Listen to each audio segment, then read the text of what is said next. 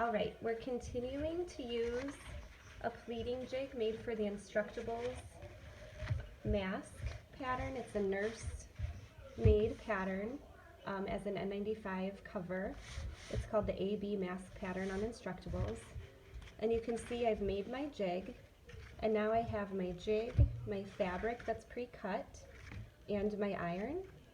And all you do is take the fabric and line it up with the jig. I had to turn the volume down because Sarah's recording the video for how to do like that. The panning that I'm talking about. And then you iron it. Go ahead. Sorry, Dan. What was it? And then you do the next fold.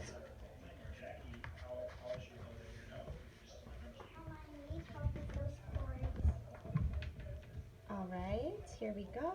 There's the next one. All right. And the last fold.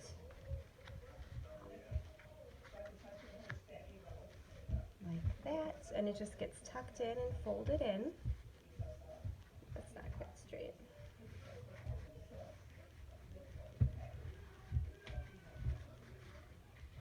There we go.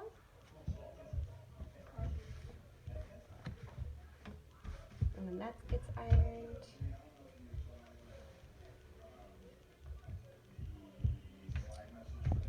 And then when you're done, you have a pleated mask that is ready to go through the sewing machine. I found it is helpful to re-pleat these and then just give it another press of the iron.